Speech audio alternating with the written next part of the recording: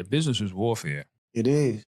And it's there to destroy the family structure. So what trauma does is trauma has a way of splitting a person into multiple pieces. It's like broken glass. Like that's what it does. It fractures your internals.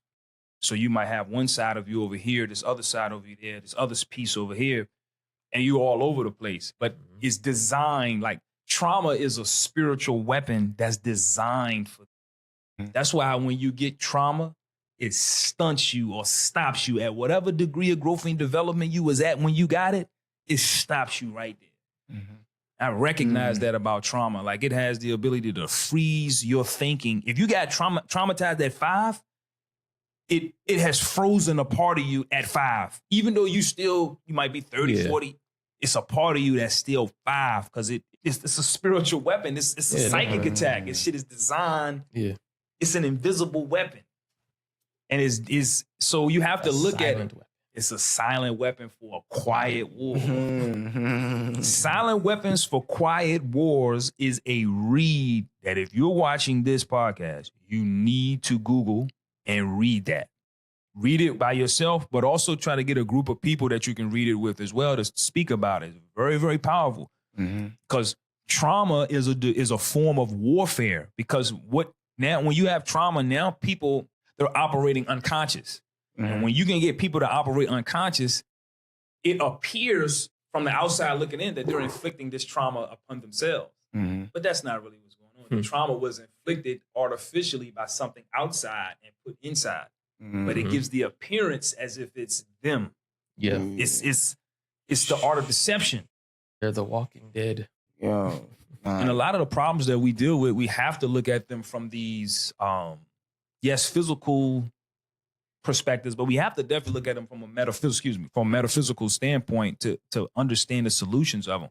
A lot of the shit we deal with is spiritual, weaponized shit that, you know what I mean? Unless your third eye is open, you ain't gonna see that. Right. You're not. And you're gonna be manipulated because you're so emotionally attached. No question. Mothers, I think, one thing I notice about mothers and sons, I think a lot of trauma could come out of the space with mothers. When a mother or a woman is striving to raise a son, you know, she's faced with an impossible task of trying to, you know, raise a healthy man. The part about the task that's impossible is that obviously the woman is not a man. So you can't teach me that part. You can't teach me how to emote as a man. Facts. Because you've never emoted as a man. Never emoted as a man. And I dealt with that, like I said, coming into my teens. I wanted to be around my dad more because I had questions for him that my mom couldn't answer. My mom is stuck in, you know what I'm saying? My mom couldn't get above 6. You know what I'm saying? You know, no woman can get above 6, as we say, you know what I'm saying? You get 2 6, but 7 is God. But it's just like, what I mean by that is she was caught in her everyday way of life. Once they get their system working, it's that. You know what I'm saying? It's going to be hard to veer them off. You know what I'm saying? So that's why when I would ask, I would try to emote to my mom or express my emotions, it would get shut down because she's already in her, you know what I'm saying? Already in her routine and already in her habit to where it's like, yo, I'm not hearing that. You're going to throw the program off from listening to this. You know what I'm saying? Or if you're not trying to go my way, the program going to get thrown off. You know what I'm saying? But it's like with fathers, they know what it means to become a man and try to do things on your own. That's why I have respect for my father because when I would talk with him, I'm like, yo, I'm dealing with this issue right here. How you think I should go about it?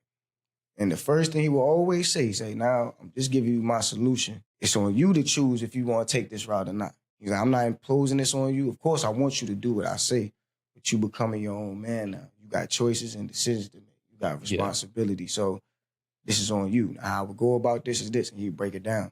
But just even having those conversations, like, damn, yo, it is me. Like, I am the man, and now, like, that you have some weight coming into your teens, and then especially when I start getting a job, getting a car, you know, being out, you feel me?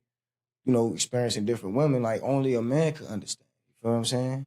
Like, even from a physical standpoint, you know what I'm saying? A man has, you know, male, just as well as a female has female genitalia. It's 2 different things, you know what I'm saying? With that, they're going to operate in different ways, you know? And it's just like a lot of women And there's some women that understand that concept too. You know what I'm saying? But it's a man is needed to raise a man. You feel me? Just like it's on the vice versa end. You know what I'm saying? I mean, a man could raise a woman, but it's not gonna be the same. Cause he don't know what it's like to have a vagina. You know what I'm saying? He'll end up masculinizing Yeah. his daughter. Yeah. And now she wondering why she like, you know what I'm saying? And masculinizing his daughter if he's an extremist, you know what I'm saying? Because I know also like certain when both you need both energies, man. Depending upon his growth and development at the time he raising that person.